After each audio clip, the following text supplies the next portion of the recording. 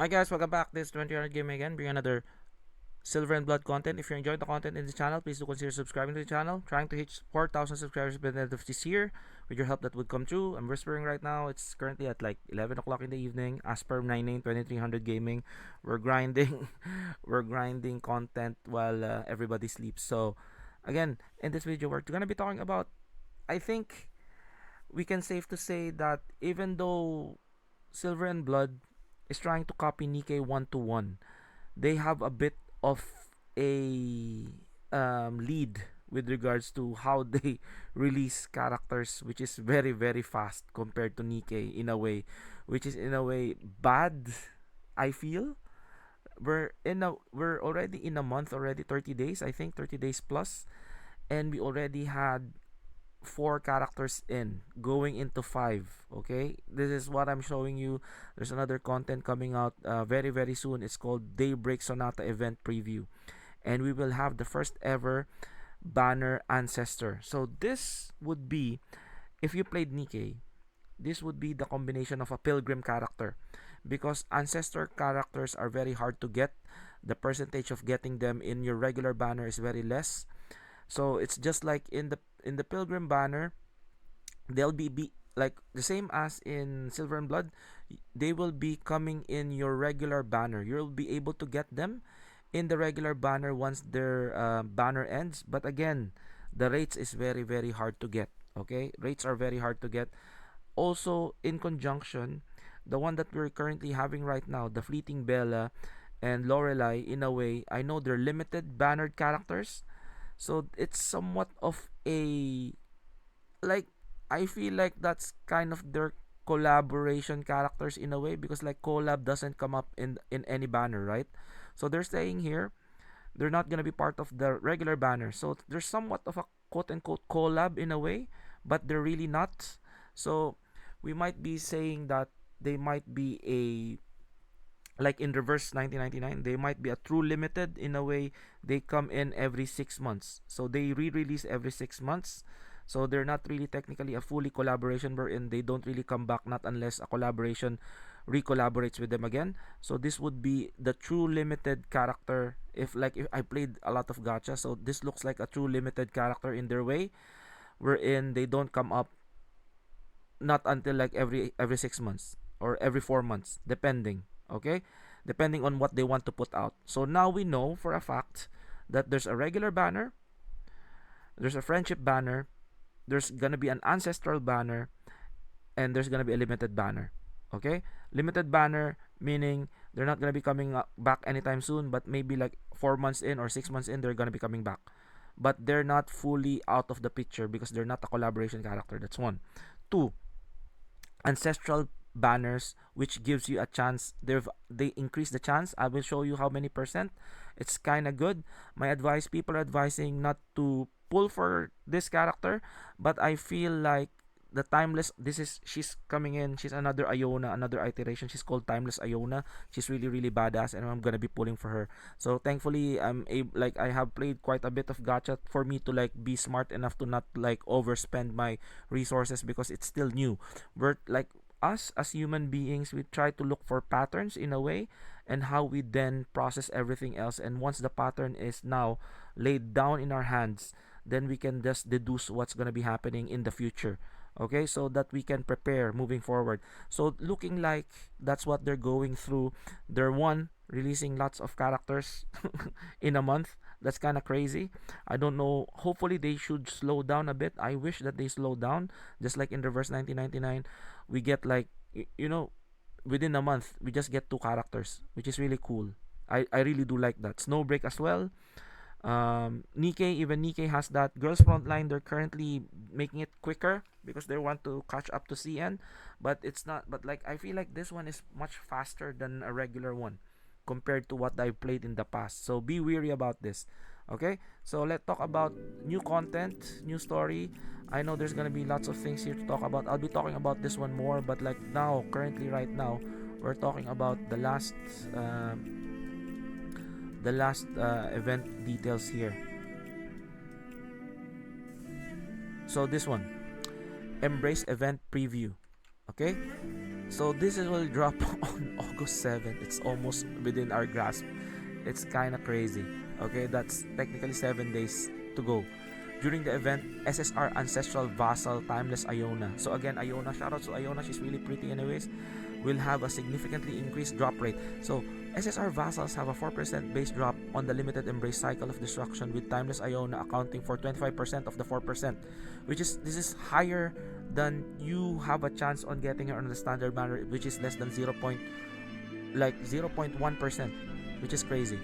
Okay, so in this cycle of destruction event, no SSR Vassal is obtained after 59. It's the same, but with the twist. Okay, so if you don't get her within 59 pulls, the next herald would guarantee SSR. So that's gonna be the 60th pull most likely. So if you don't get a vassal, or you don't get Timeless Iona on your 60th pull, okay, if you get maybe another SSR, or you get like another transcendent unit, so the next rotation will be Starry-Eyed Iona. Okay, in this event, if Timeless Iona is not delivered after 119 consecutive heralds, the next herald will guarantee Timeless Iona. So this is what we're looking at. So initial 60 pulls, it's either you get a transcendent, or you get a transcendent, or you get an SSR character. Worst case scenario. Okay, so 60 pulls, you failed, you need to pull for another 60. You should pray in the heavens. Okay, you should pray in the heavens that you get an ancestor character on the on the on the 60th pull. Okay, because the problem is the same as in the standard. Like, the chances of you getting an ancestor there is also high. So if you get an ancestor that's not Timeless Iona, the next 120 you will reset again, and by 120 you will get Starry-Eyed Iona. But the problem is, if you get an SSR character only on your 60th pull, on the 120th, it might be you might get another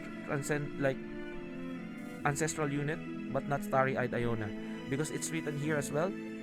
In this event, if Timeless Iona is not delivered after 19 consecutive heralds, this is what I'm telling you guys, okay? So pray for the heavens that you pull for a transcendent character. Like, this is all about RNG. It's all about if your luck is really this bad, okay?